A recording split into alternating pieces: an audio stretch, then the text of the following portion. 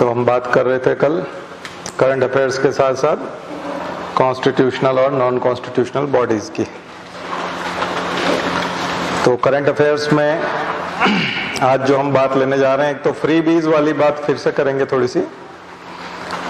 दूसरा, आपने अभी एक घटना देखी होगी कि गुजरात में रेप के कुछ आरोपी जो है वो जो छूटे वहां से, उनको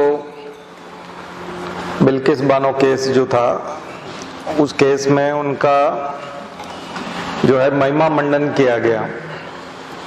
तो अपराधियों का महिमा मंडन, अब वो अपराधी तो घोषित है क्योंकि तमाम कोर्ट की कार्रवाइयों के बाद उनकी सजा बरकरार रखी गई थी और 14 साल से ज्यादा वो जेल में भी बिता चुके थे। इसका मतलब अपराधी तो थे, अगर निर्दोष होते तो कभी के छूट गए होते। और कई लोग तो उसका महिमा मंडन इसलिए कर रहे हैं कि चूंकि इन्होंने ये अपराध किया है, यही बहुत बड़ा काम है। तो अगर समाज का दिमाग इतना सड़ जाएगा तो फिर ऐसे सड़े गले समाज से हम कौन सा राष्ट्र निर्माण कर लेंगे और विश्वगुरु कैसे बन जाएंगे? सड़े हुए दिमागों से और सड़े हुए समाज से तो विश्वगुरु नहीं बना जा सकता ना। तो ये तो बहुत ही घटिया सोच है। विश्व हिंदू परिषद के लोग गए और उनको एक तरह से हिंदू वीर बताया कि आप तो, जैसे पुतिन ने, कल मैं बता रहा था कि पुतिन ने जो है यूक्रेन में जो हत्याएं की और यूक्रेन में जो नरसंहार किया, या जो भी, जितना ज्यादा यूक्रेन में जितना क्रूअल फेस जिसने दिखाया, पुतिन ने उनको सम्मानित किया रूस में कि आप तो बिल्कुल मदरलैंड के लिए आप इतना कुछ कर रहे हो। तो ये जो प्रवृत्ति पूरी दुनिया में आ रही है कि गलत काम करने वालों को बहादुर बताना, वीर बताना और फिर उनका सम्मान करना, मुझे नहीं लगता ये भारतवर्ष की आम माताएं, बहनें, आम लोग ऐसा सोचते होंगे। अगर कोई हिंदू है और ब्राह्मण है तो क्या उसका ये कर्तव्य बनता है कि वो मुसलमान महिलाओं के साथ बलात्कार करे? क्या ये उसकी ड्यूटी बनती है क्या?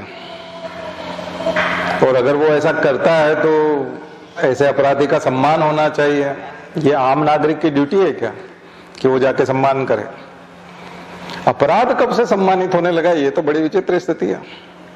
इसका मतलब समाज पूरी तरह से सड़ चुका है, सड़ा गला समाज है। इसीलिए तो हम नारा लगाते हैं, नया समाज बनाएंगे, नया जमाना लाएंगे। हम नारा क्या लगाते हैं? नया समाज क्यों बनाएंगे? क्योंकि वो सड़ गया इसलिए बनाएंगे। नारा इसलिए लगाते हैं ना, नया समाज बनाएंगे, नया जमाना लाएंगे।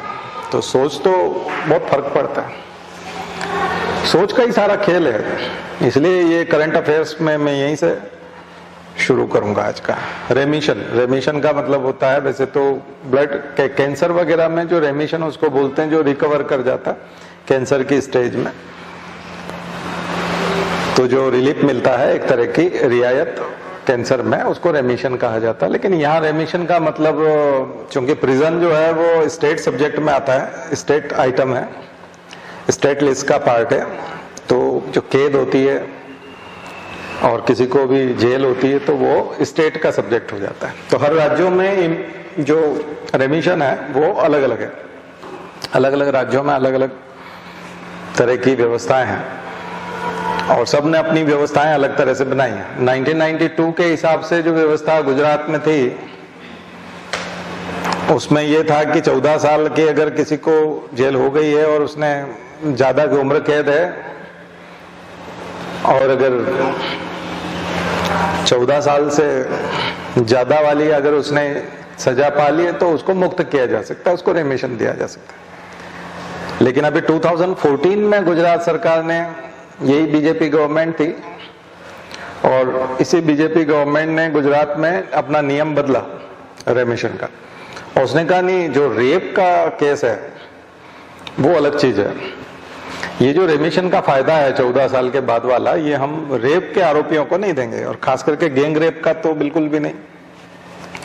क्योंकि जो रेप का आरोपी होता है, रेपिस्ट होता है, कन्विक्ट होता है रेप के मामले में, वो व्यक्ति तो एक व्यक्ति होता है, कई बार तो उसका आरोप तो फिर भी समझ में आता है या अपराधी समझ में आता है कि इसका कन्विक्शन हुआ या इस प्रकार से ये जो व्यक्ति है इससे इसकी मनोदशा कैसी थी और किस स्थिति में इसने रेप किया है और जो भी है, हो सकता है वो शराब के नशे में हो सकता है वो कुछ अश्लील कंटेंट देख रहा था और उसके बाद उसने रेप किया है। उसके साथ कई सारे सर्कमस्टेंशियल जो है रेमिशन के कारण दिए जा सकते हैं या कोर्ट विचार कर सकता है। लेकिन गैंग रेप करना और सबसे पहले पूरे परिवार को मार देना और उसके बाद उस महिला के साथ गैंग रेप करना, तो ये तो कोई मामूली अपराध नहीं है, तो ये तो हीनियस क्राइम है। और कल मैं बात कर ही रहा था उसकी। और ऐसे अपराधियों को छोड़ देना, और छोड़ दिया सरकार ने, तो मुझे लगता है अपराधियों के हित में भी ये होता कि वो चुपचाप अपनी जिंदगी जीने लग जाते। लेकिन वो बाहर आकर के माला पहन रहे हैं, तिलक लग रहा है उनको और मिठाई खिला रहे हैं और महिमा मंडन हो रहा है, ये तो उनके लिए ही खतरनाक बात है, क्योंकि उन्हीं का मुद्दा उठ खड़ा हुआ है और सुप्रीम कोर्ट तक कि इनको वापस भेजो। तो अच्छे खासे बाहर आ गए थे, वापस जाने की बात चलने लगी, तो ये तो उनके ही खिलाफ है ना, आप उनके हितैषी नहीं हो एक तरह से, यानी फिर से भेजना चाहते हो आप उनको। कोई अगर जैसे तैसे जेल से छूट के आए और मान लीजिए छुपते छुपाते रहे तो हो सकता है कि वो बच जाए, लेकिन कल से उसका स्वागत होने लग जाए तो फिर पकड़ ले जाएंगे उसको, ठीक है ना। तो ये तो बिल्कुल भी अच्छी चीज नहीं है। तो ये जो चीजें हो रही है समाज में, तो सर इसमें पीढ़ियों के बाद सोच समझ में अंतर आता है, कई पीढ़ियों के बाद। जब हम रिजर्वेशन का कारण पढ़ रहे थे, रिजर्वेशन के फेवर में जब लोग बोल रहे थे, तब एक आपने आर्टिकल देखा होगा जिसमें वो बताते हैं कि रिजर्वेशन इसलिए भी दिया जाना चाहिए, आर्थिक स्थिति वाली बात नहीं है, बात है कल्चरल जो कैपिटल होती है। आप इकोनॉमिक कैपिटल के बारे में तो जानते हैं, लेकिन एक कल्चरल कैपिटल होती है। वो कल्चरल कैपिटल समाज में, जाति में कैसे आती है? तो एक नाली साफ करने वाले का जो बच्चा है वो सांस्कृतिक विरासत के तौर पे क्या पाएगा? एक व्यक्ति सत्संग में गया था, कथा में गया था या मंदिर में गया था और वहां से वो लौटा है, तो वो अपने बच्चे से कैसे बात करेगा? बच्चे को क्या शिक्षा देगा? और एक व्यक्ति नाली साफ कर करके लौटा है, शौचालय साफ करके लौटा है, वो अपने बच्चे से क्या बात करेगा और कैसी शिक्षा देगा? दोनों में कुछ अंतर है कि नहीं?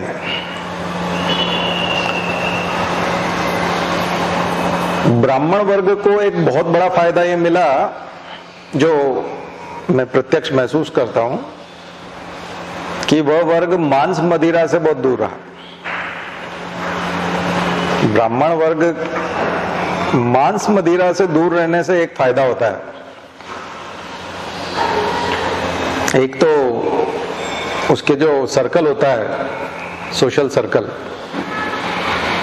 वो चेंज हो जाता है।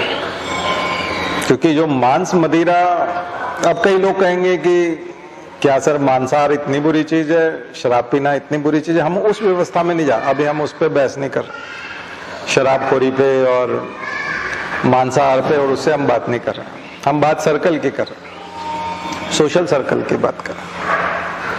एक तो आर्थिक रूप से बहुत महंगा होता है शराब पीना और मांस खाना, आर्थिक रूप से महंगा है, खर्चा बहुत होता है। तो ब्राह्मण वर्ग को एक फायदा मिला, क्या फायदा मिला? मांस और मदिरा से दूर रहने से खर्चा बचा, तो उस खर्चे का उपयोग जो है वो शिक्षा में और दूसरी चीजों में हो पाया, उन्नति में हो पाया,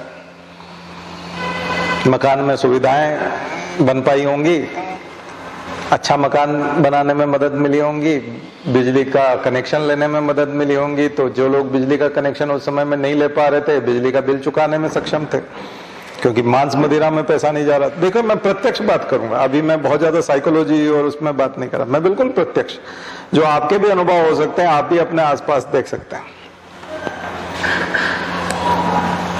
बहुत ज्यादा जिन लोगों के पास अनाप शनाप पैसा हो जाता है, आवश्यकता से भी अधिक हो जाता है, ऐसे लोग तो यदि मांस भी खा लें, शराब भी पी लें, तो भी प्रोग्रेस कर सकते हैं, आईएएस बन सकते हैं, उनके बच्चे फिर भी आईएएस बन सकते हैं। क्योंकि वो शराब मांस के कारण बर्बाद नहीं होते, कोई फर्क नहीं पड़ता उनके। लेकिन जो बिल्कुल ही कगार पे हैं, ऐसे लोग तो नीचे आ जाएंगे, आर्थिक रूप से नीचे आ जाते हैं। और फिर जो सर्कल होता है, सामाजिक सर्कल, वो बदल जाता है। रिश्तेदार भी शराब मांस वाले ही इकट्ठे होंगे तो उनमें अधिकांश लोग असफल होंगे, क्योंकि उनकी स्थितियां भी खराब होंगी तो अधिकांश लोग असफल लोगों का जमघट लगेगा। तो उनकी मान्यता कैसी होगी, वो क्या सिखाएंगे, और खुद की। और शराब मान से जो है वो अकेला नहीं आता। आप कभी भी आप बोलेंगे कि शराब और शबाब शब्द यूज होता है तो उसमें महिलाओं के प्रति विकृत चिंतन भी शुरू होता है, फिर उसके साथ वेश्यावृत्ति भी जुड़ती है। उसके साथ कई बार जब आप देखेंगे कि दशहरे के दिन जो लोग शराब पीते फिर वो जुआ भी खेलते, तो उसके साथ जुआ भी आता है। तो सारे ऐसे रास्ते तैयार होते हैं उस सर्कल में जिसमें नीचे की तरफ जाता है। आर्थिक रूप से भी पतन होता है, सांस्कृतिक रूप से भी पतन होता है, चारित्रिक रूप से भी पतन होता है, शैक्षणिक तौर पे भी पतन होता है, सामाजिक रूप से भी पतन होता है। तो विघटन ही विघटन है सब कुछ। प्रोग्रेस वाली बात नहीं है, अपलिफ्ट होने वाली बात नहीं। और मात्र अब मैंने एक बहुत बड़ा राज बता दिया। अब इसमें कई लोग अगर मान लीजिए ब्राह्मण है और वो अहंकारी हो जाएं और कहें कि हम श्रेष्ठ हैं और हमारा वर्ग श्रेष्ठ है और हम लोगों में इतनी उन्नति है, ये तो उसका सबसे बड़ा क्रेडिट तो इस चीज को जाता है ना। उसमें कोई पर्सनल नहीं है, ये कल्चरल कैपिटल है। ये क्या है? सांस्कृतिक पूंजी है। ये सांस्कृतिक पूंजी है और इसका कई सदियों तक तो जो ऋषि परंपरा थी, जो साहित्य था, धार्मिक मान्यताएं थी, हिंदू संस्कृति थी, भारतीय संस्कृति थी, उसको ये क्रेडिट जाता है कि आपको इन सब झंझटों से बचाए रखा। ये उसको क्रेडिट जाता है। ये आपकी अपनी खुद की कोई एकदम से उपलब्धि नहीं है कि आपने कोई बहुत बड़ी चीज उखाड़ पछाड़ कर दी। ठीक है, क्योंकि आप उस परंपरा के अंदर निवास करते हैं, उस संस्कृति का लाभ आपको मिलता है, इसलिए आपके पास आर्थिक पूंजी चाहे हो ना हो। इसलिए कई बार बात आती कि गरीब ब्राह्मण को वो सब लाभ मिलना चाहिए कि नहीं मिलना चाहिए। नहीं, यहाँ कॉन्स्टिट्यूशन बोलता है इकोनॉमिकली एंड सोशली बैकवर्ड। क्या बोलता है कॉन्स्टिट्यूशन में वर्ड? इकोनॉमिकली और सोशली बैकवर्ड। सॉरी, इकोनॉमिकली नहीं, सोशली एंड सोशियो इकोनॉमिक। उस वर्ड है नहीं, इकोनॉमिक वर्ड नहीं आता, सामाजिक आर्थिक वर्ड नहीं आता। क्या नाम आता है? हाँ नहीं, सामाजिक शैक्षणिक, sorry, socially and educationally backward. Economic तो आ जाता तो फिर एक EWS के ऊपर केस ही नहीं होता, सुप्रीम कोर्ट में पेंडिंग है। इकोनॉमिकली तो नहीं आता, इकोनॉमिकल मसला ही नहीं है, सोशल और एजुकेशनली बैकवर्ड। मैं इस चीज को उससे क्यों लेके आया? अभी तो हम बता रहे हैं कि रेपिस्ट लोगों का सम्मान हो रहा है, हम यही बोल रहे हैं कि आखिर ये जो, अच्छा आप लोगों में से किन की माँ है जो आपको प्रमोट करेगी कि महिला या लड़की अगर मुसलमान हो तो तुम बेटा रेप करने से चूकना मत? मैं तुमको कतई मना नहीं करूंगी। किसी की माँ है ऐसी जो आप में से सपोर्ट करती हो? किसी की माँ कि अगर मुसलमान लड़की और मुसलमान महिला हो और तुमको रेप करने का मौका मिले तो हम तुमको सपोर्ट करेंगे, ये मौका तुम्हें नहीं छोड़ना चाहिए, ऐसी कोई माँ तो नहीं होगी।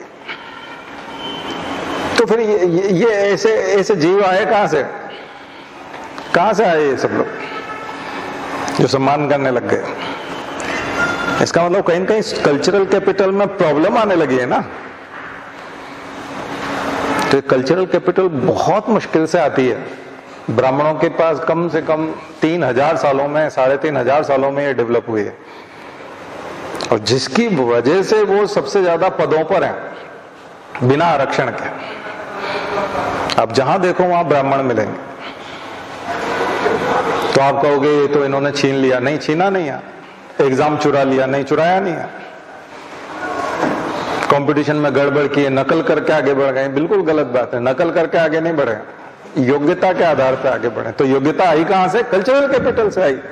माहौल अच्छा था, इन्वायरमेंट अच्छा था। ऐसा इन्वायरमेंट दलित के पास नहीं है, ऐसा इन्वायरमेंट जंगल में रहने वाले आदिवासी के पास बिल्कुल भी नहीं है।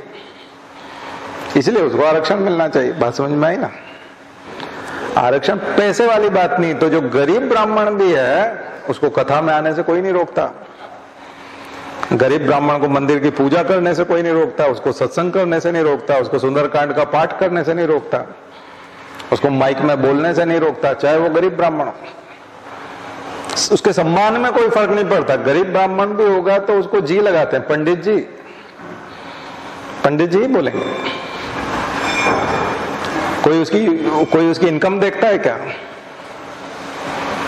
कोई इनकम नहीं देखता। उसके सम्मान में कोई फर्क नहीं पड़ता। इसका मतलब उसका कॉन्फिडेंस लेवल तो बढ़ा रहता है। अगर वो तिलक लगा ले तो कोई पिटाई कर देता है क्या? गरीब ब्राह्मण अगर चंदन का तिलक लगा लेगा तो।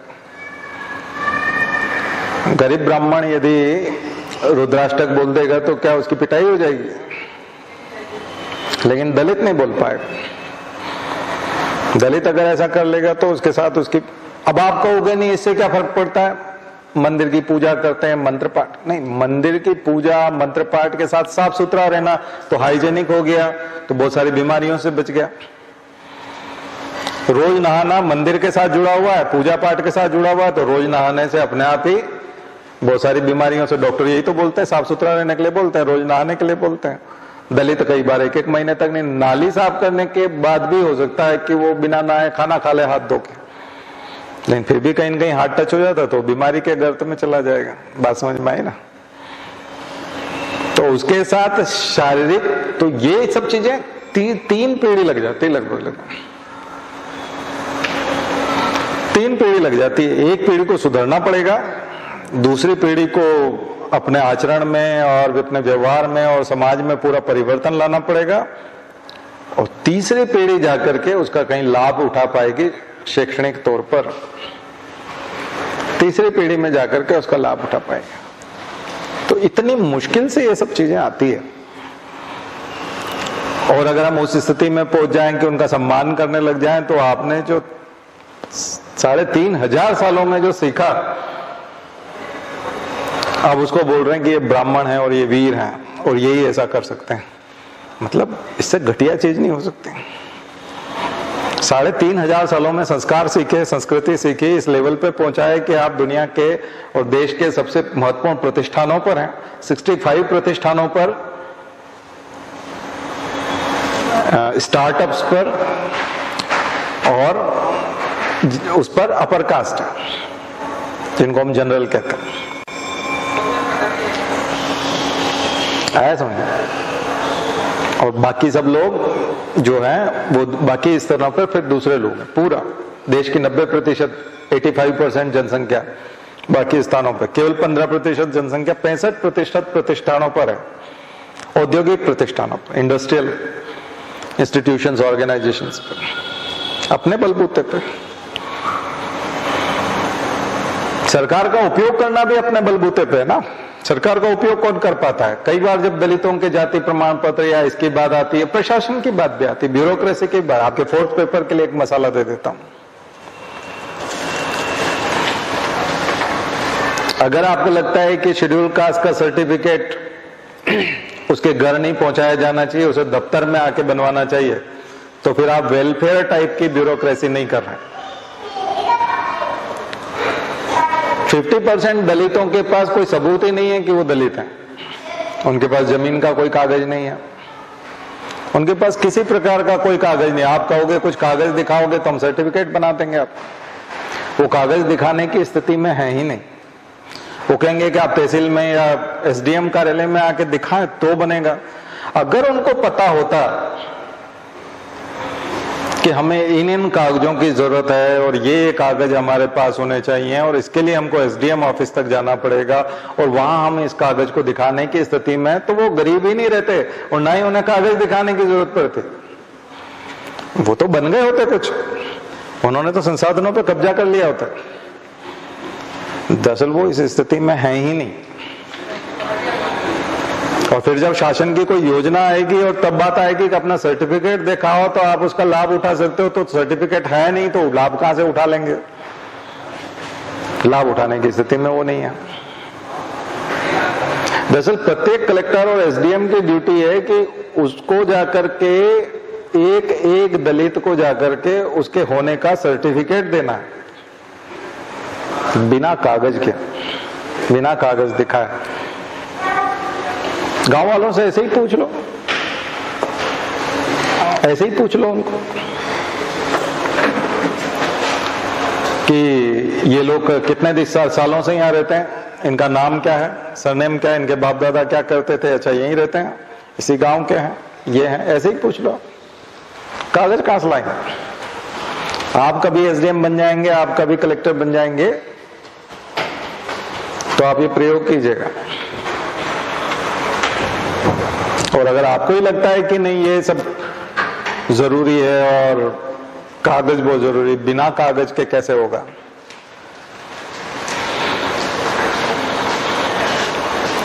सरकार की कम से कम 20 योजनाएं ऐसी हैं कि सिविल सर्विसेज के परीक्षार्थियों को निशुल्क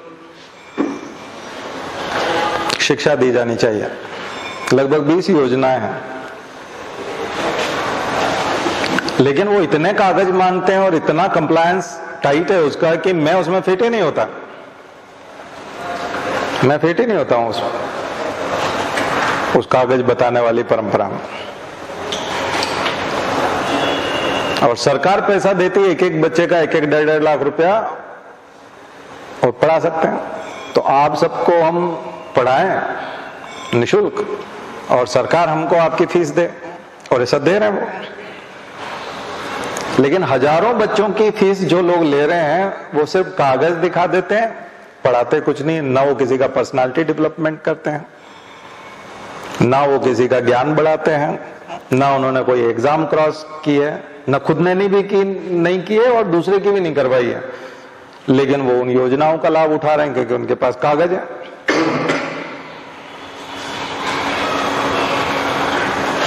तो ये जो कागज दिखाने वाली बात है ना, बड़ी खतरनाक है। ये कौन लोग करते हैं? और वो लोग कागज दिखा देते हैं और पढ़ाते नहीं है। इसलिए मैं बोल रहा हूं कल्चरल कैपिटल का ये भी एक इंपॉर्टेंस है। आप यहाँ आते हैं तो कल्चरल कैपिटल भी मिलती है ना। हम लोग पहले गायत्री मंत्र बोलते हैं, उसके बाद फिर नारे लगाते हैं, एक माहौल मिलता है। गायत्री मंदिर में आप आते हो, कितने नारे लिखे हुए हैं, दोनों तरफ कोटेशन कितने सारे लिखे हुए हैं, कितनी अच्छी अच्छी बातें पढ़ने को मिलती है। यही अगर कोई शेड्यूल कास्ट या ओबीसी का कोई हॉस्टल होता है या कहीं होता है और उसमें हम ये सब चला रहे होते, और वहां आप आते तो वहां बाहर बैठ करके चपरासी गुटखा चबा रहा है, ऊपर जो एक क्लर्क है वो दारू पी के सोया हुआ है उधर, और फर्नीचर टूटा हुआ है,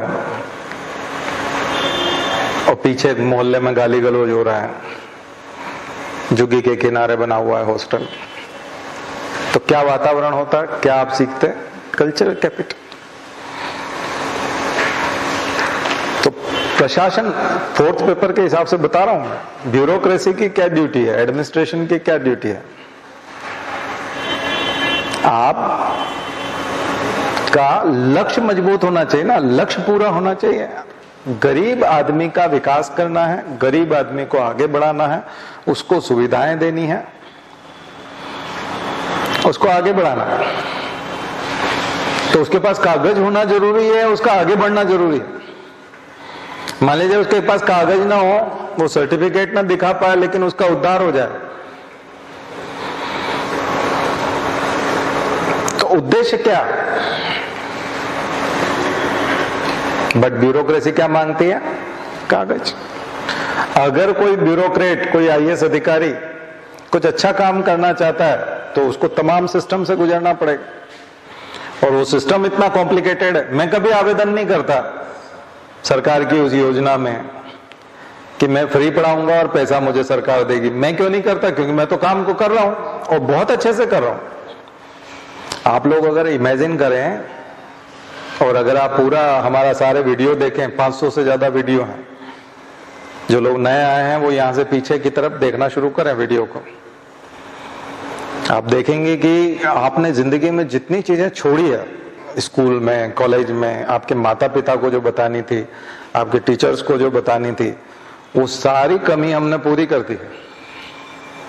सारी की सारी कमी पूरी कर दी। ये सब चीजें बहुत पहले आ जानी थी आपके पास, कल्चरल कैपिटल के तौर पे आ जाने थे, इनकलकेट हो जाने थे।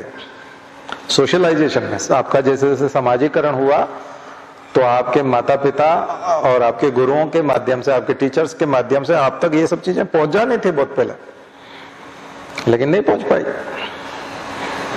हमने पहुंचाई। अगर आप बहुत अच्छे स्कूल ज्वाइन करते, बहुत अच्छे हॉस्टल में रहते, बहुत अच्छे मोहल्ले में रहते, बहुत अच्छे माता पिता आपके होते, और उसके बाद आप शिक्षा पे लगभग 10 लाख रुपए आप खर्च करते अपनी एजुकेशन पे, तब जाके हो सकता है कि आपका इस लेवल पे निर्माण हो पाता। पर हमने केवल गायत्री मंदिर की कक्षा के माध्यम से उसको पूरा किया। तो अगर उसको अगर आप कहें कि अगर इसको आप कैपिटल में या इसको आप पैसे में गिन के बताएं तो वो कम से कम 10 लाख रुपए का मामला बनेगा। तो ये तो बहुत बड़ा काम है। और कितने लोगों का किया? तो 35,000 तो लगभग यूट्यूब पे जुड़े हुए हैं, और बाकी न जाने कितने लोग यहाँ से पढ़ के चले गए। तो हजारों लोगों का काम हुआ है। तो हजारों लोगों की जिंदगी में इन विचारों ने प्रवेश किया। तो क्या सरकार ने हमको कोई पैसा दिया? नहीं, कोई पैसा नहीं दिया। तो फिर पैसा जिनको दे रहे हैं वो उन्होंने 1000 लोगों का भी कुछ किया? बोले नहीं किया। एडमिशन ही 100-150 लोगों का होता है, उसका वो पैसा भी ले लेते हैं। और तो मैं कंप्लायंस की मैं बात कर रहा था कि सरकारी सिस्टम जो काम करता है उसमें तरह तरह के सर्टिफिकेट लगते हैं, तरह तरह के कागज लगते हैं, बहुत कॉम्प्लिकेटेड चीज है। अगर किसी दलित का भला करना है तो अगर वो दलित है तो उसको दलित का सर्टिफिकेट दे दो। नहीं, जमीन के कागज बताओ, जमीन है ही नहीं उसके पास, तो कागज कहां से आएंगे? तो क्या उसका सर्टिफिकेट नहीं बनेगा? नहीं बनेगा, लेकिन हम पटवारी से पूछताछ करेंगे। तो फिर आज कर लो, नहीं वो फिर लिखेंगे पटवारी को, पटवारी फिर रिपोर्ट बना के देता नहीं, और उसको दलित जो है वो हताश हो जाता, उसका सर्टिफिकेट नहीं बनता। तो हजारों दलित, हजारों गरीब लोग सर्टिफिकेट भी नहीं बनवा पाते। इसलिए अब हम आते हैं फ्रीबीज पे। ऐसे लोगों तक जो शासन की योजनाओं का लाभ पहुंचता है और उनको कुछ मिलता है, उसको अभी प्रधानमंत्री ने कहा कि मुफ्त की रेवड़ियां बांटना बंद करो, यानी फ्रीबीज। तो तमिलनाडु का एग्जाम्पल आया कि तमिलनाडु में उन्होंने टेलीविजन बांटे, यहां तक कि मिक्सर ग्राइंडर भी दिए और लैपटॉप भी दिए और वो सब। तो कोर्ट में केस भी गया।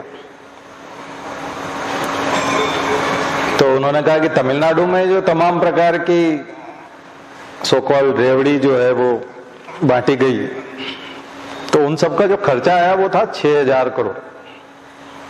कितना खर्चा है? 5000 से 6000 करोड़ रुपए का खर्च था, तमाम प्रकार की सब्सिडीज का या फ्रीबीज का।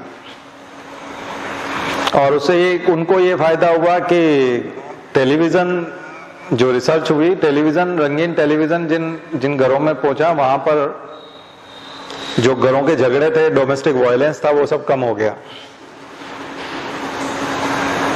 क्योंकि वो टीवी देखते थे, सीरियल देखते थे, न्यूज देखते थे, तो अंतर्राष्ट्रीय न्यूज उन तक पहुंच रही थी। देश में क्या हो रहा है, दुनिया में क्या हो रहा है। तो शिक्षा का स्तर बढ़ा।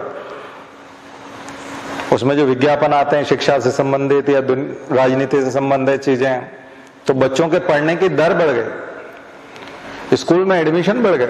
मिड डे मील की वजह से स्कूल में एडमिशन बढ़ गए। क्योंकि कई बार आप जाते हैं कि मंदिर में जब केवल प्रसाद मिलता है, अच्छा, जहां जिस मंदिर में प्रसाद नहीं मिलता वहां कितने कम लोग आते हैं, जिस मंदिर में प्रसाद मिलता है वहां ज्यादा लोग आते हैं, और मंदिर में भंडारा भी हो तो फिर और ज्यादा लोग आते हैं। सबसे ज्यादा भीड़ मंदिर में भंडारे वाले दिन मिलती है, और जब स्कूल में रोज ही भंडारा होता और जब मंदिर में लोग भंडारे के लिए आते हैं तो क्या वो कथा नहीं सुनते, क्या वो आरती नहीं सुनते, केवल खा के चले जाते? नहीं, जब आदमी आता है और खाता है तो थोड़ा पहले भी आता है और थोड़ा बाद तक भी रुकता है। 1 बजे भोजन मिलेगा तो 11 बजे जाके बैठ जाएगा और जो कुछ पढ़ा रहा है उसको झेलेगा क्योंकि गया तो खाने के लिए है, लेकिन उसको सुनेगा तो कुछ तो जाएगा ना दिमाग में, शिक्षा का स्तर कुछ तो बढ़ेगा। ये फ्री बीज नहीं है, बल्कि ये सोशल अपलिफ्टमेंट, सोसाइटी को ऊंचा उठाने की बात। और ये डीपीएसपी में लिखा हुआ है कि कंसंट्रेशन ऑफ वेल्थ नहीं होने देंगे। इसका मतलब जिन लोगों पे टैक्स लगा है उनसे पैसा लिया गया है, और फिर डिस्ट्रीब्यूशन कैसे हो? सीधा पैसा अगर माता पिता को पकड़ाएंगे 500 रुपया, 1000 रुपया महीने का, तो हो सकता है वो शराब पी जाए और कुछ कर जाए। बच्चों को पोषण दे पाएंगे कि नहीं दे पाएंगे? उनकी आदतें खराब है। तो बच्चों को यदि सीधा पोषण दिया जाए तो इस तरह से उसका विकास, तो उसमें सर्वे में ही आया कि वहां उन सब चीजों का बहुत फायदा हुआ और 5 से 6 हजार करोड़ से ज्यादा का खर्चा नहीं है। अब दूसरी तरफ आते हैं, गरीबों को जब ये चीजें दी जाती है तो उसको भीख कहा जाता है एक तरह से, लेकिन अमीरों का टैक्स कम किया इसी सरकार ने 2019 में, नवंबर 2019। उनको नहीं पता था पेंडेमिक आ रहा है, नहीं तो कतई नहीं करते। उन्होंने कॉर्पोरेट का income tax, corporate income tax 25% से 15% कर दिया। 10% इनकम टैक्स कम कर दिया कॉर्पोरेट्स का, अमीर लोगों का, जो कि 1.25 लाख करोड़ रुपया का 2019 से 20 में था, और 20 से 21 में वो फिर 1.5 लाख करोड़ हो गया, और अभी 2.25 लाख करोड़ का हो गया। और अब हर साल लगभग 2 लाख करोड़ रुपए से ज्यादा अमीरों को फायदा होता है, जिससे उनकी बैलेंस शीट मजबूत हुई और वो अपनी बचत बताते हैं और उसको बल्कि वो मुनाफा दिखाने लगे और दुनिया के सबसे रईस आदमियों की लिस्ट में ऊपर चले गए, जबकि वो मुनाफा नहीं था। एक समय में वो सरकार का टैक्स था। तो ये भी तो रेवड़ी है, मुफ्त में मिला है ना उनको। तो 6000 करोड़ तमिलनाडु में यदि कोई फ्री देख करके सामाजिक परिवर्तन लेके आ रहा है और उसमें इतने सारे लोग लाभान्वित हो रहे हैं, तो पेट में दर्द होने लगा। और यहां 2.25 लाख करोड़ अमीर लोगों का माफ कर दिया, उससे कोई वो गरीब होने जा रहे थे क्या? उनके रहन सहन में तो बिल्कुल भी परिवर्तन नहीं आता अगर आप 25 का 25 रखते हैं।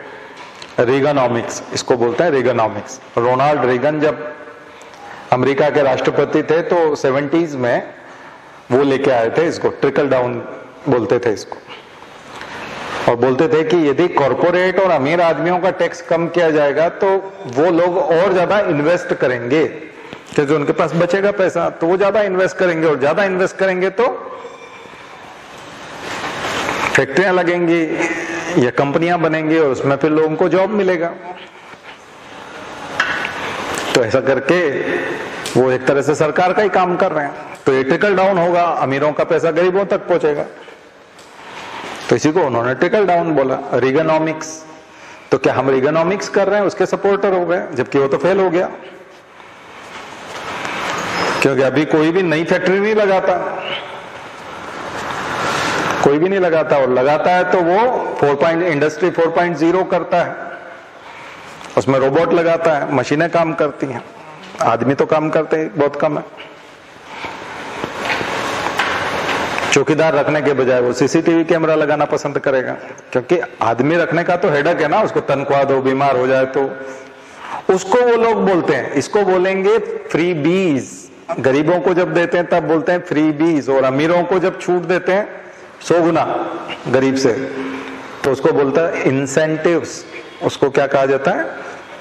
इंसेंटिव्स,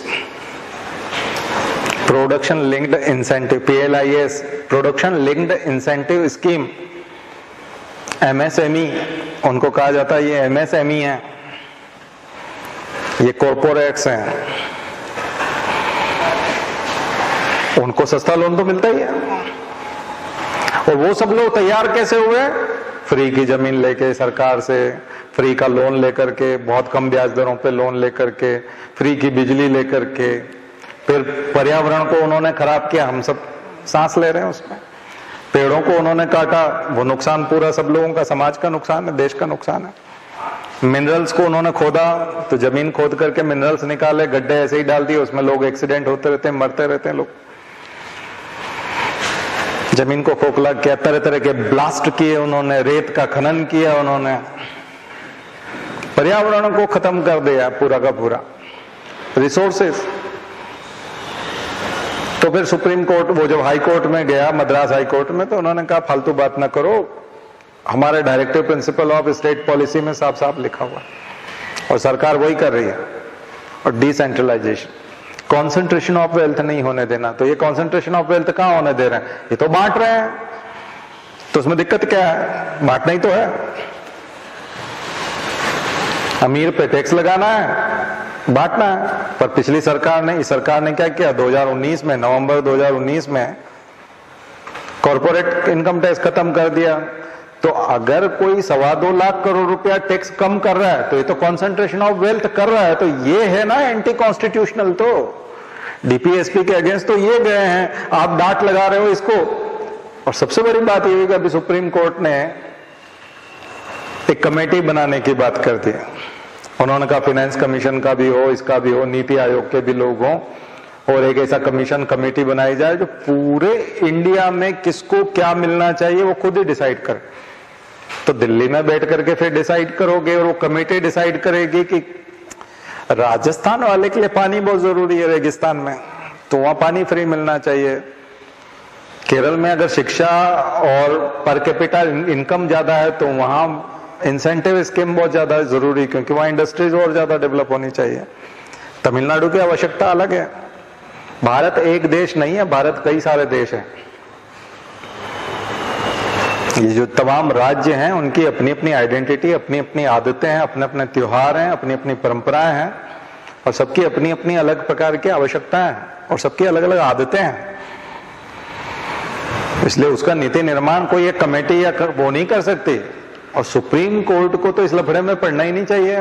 फाइनेंस कमीशन, और ये फाइनेंस कमीशन अपने आप में एक कॉन्स्टिट्यूशनल कमीशन है, जो हम का कॉन्स्टिट्यूशनल बॉडी है, वो अपना काम करेगा। सुप्रीम कोर्ट इस बारे में थोड़ी गाइड करेगा। ये कमेटी को कमीशन वाली बात तो करनी नहीं चाहिए, और वो कमेटी तय कर देगी कि पूरे इंडिया में पैसे को कैसे बांट दो और कैसे कितना फ्री देना चाहिए और कौन क्या देगा। चीफ मिनिस्टर तय करेगा ना अपने राज्य में कि मेरे राज्य के लोगों को कौन सी चीज फ्री की जरूरत है। इसी को तो डिसेंट्रलाइजेशन कहते हैं हम लोग, विकेंद्रीकरण बोलते हैं, डेमोक्रेटिक डिसेंट्रलाइजेशन। तो फिर तो आप सरपंच को और पंचायत को तो कभी ना करने दो अपने गांव के हिसाब से काम। आपका दिल इतना छोटा है कि आप राज्यों के मुख्यमंत्री के डिसीजन नहीं झेल सकते, तो फिर पंचायत के डिसीजन कैसे झेल पाओगे? वो तो अपने गांव के हिसाब से काम करना चाहता है। तो डेमोक्रेटिक डिसेंट्रलाइजेशन होना चाहिए। कुछ बात समझ में आई ना? देखिए, कॉन्स्टिट्यूशन पढ़ेंगे तो ये लैंग्वेज रहेगी, जैसी मेरी लैंग्वेज। अगर आप टीवी न्यूज देखेंगे और टीवी जैसा आपका माइंडसेट बनाएगा वैसा बनाएंगे, तो आपकी लैंग्वेज कुछ दूसरी हो सकती है। कॉन्स्टिट्यूशन पढ़ने के बाद में तो उसका मर्म समझने के बाद तो बात ऐसी होगी। इसलिए अम्बेडकर जब बोलते थे, वो जवाहरलाल नेहरू के पल्ले नहीं पड़ता था, और जवाहरलाल नेहरू उसको कई बार हजम नहीं कर पाते थे, क्योंकि वो बिल्कुल डिफरेंट, वो बात बिल्कुल डिफरेंट जाती है। बात समझ में आई ना? तो हमारे मुख्यमंत्री शिवराज सिंह चौहान है, तो उनको मालूम है कि निमाड़ कैसा है, मालवा कैसा है, उनको मालूम है बघेलखंड बुंदेलखंड की जरूरतें क्या है। वो घूमते हैं ना, वो घूमते हैं, जनप्रतिनिधियों से मिलते हैं, वहां समय बिताते हैं, मेले में जाते हैं, मंदिर में जाते हैं, भीड़ में जाते हैं, किसानों से बात करते हैं, खेत में उतरता है हेलीकॉप्टर कई बार, तो फसल हाथ में उठा करके देखते हैं क्या उगता है, क्या खराब होता है। बाढ़ के समय जाते हैं, तो उनको पता है ना कि किसको मदद की जरूरत है। यहाँ कि दिल्ली में एयर कंडीशनर में बैठ करके उसको समझ में आ जाएगी कि मध्य प्रदेश के बुंदेलखंड में किसको क्या जरूरत है, उसको नहीं आएगी ना समझ। खुद मध्य प्रदेश में ही इतनी ज्यादा डाइवर्सिटी है कि जो रीवा की जरूरत है वो खंडवा की जरूरतों से बिल्कुल अलग है। खंडवा और रीवा को आप मिला ही नहीं सकते, तो फिर पूरे इंडिया की बात कर रहे हैं। आगे समझिए। तो फ्री बीज के ऊपर सुप्रीम कोर्ट जो कमेटी बना रही है उसके बारे में आपके क्या विचार हैं? कभी सवाल आया तो लिख पाओगे ना? डिवोल्यूशन कैसे होना चाहिए संसाधनों का, क्या फाइनेंस कमीशन अपने आप में एक बहुत बड़ा कमीशन है? नहीं, वो तो 41% की बात करा, अभी और भी बात है। फिर नीति आयोग अपना काम करने में क्या लागू 2015 के बाद में सफल हो पाया है? भविष्य की चुनौतियां क्या है नीति आयोग के सामने? हमने आपको बताया चुनौतियां, डाइवर्सिटी सबसे बड़ी चुनौती, भारत बहुत बड़ा है।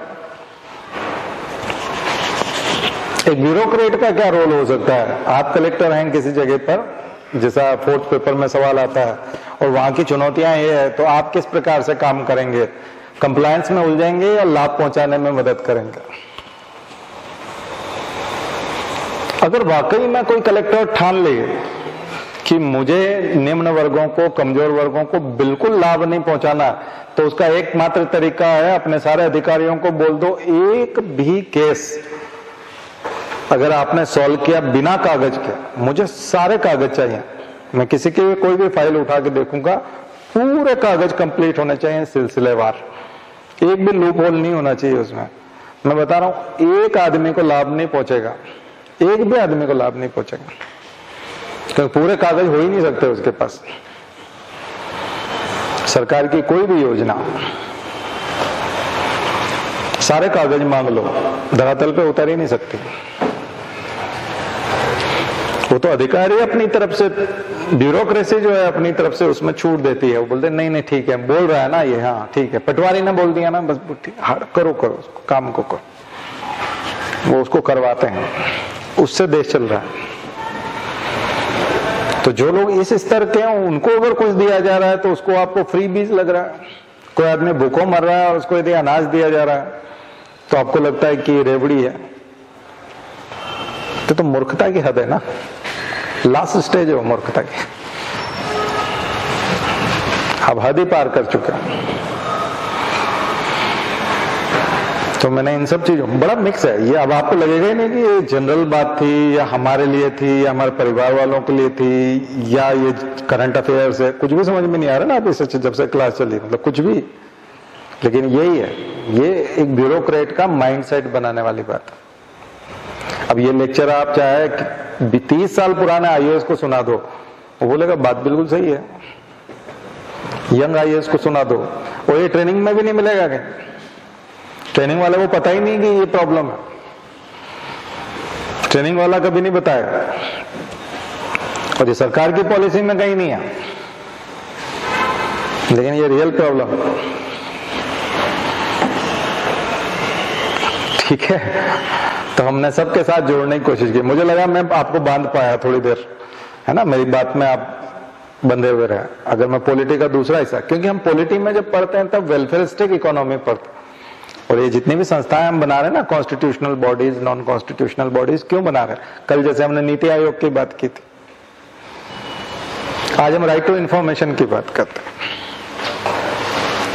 Right to information, CIC, chief information commissioner, central information commissioner, केंद्रीय सूचना आयुक्त और स्टेट इंफॉर्मेशन कमिश्नर, SIC, चूंकि ये कमीशन है। दरअसल राइट टू इंफॉर्मेशन जब आया 2005 में, तो ये स्टैट्यूटरी कमीशन है, संविधान में नहीं है, तो ये नॉन कॉन्स्टिट्यूशनल हुआ।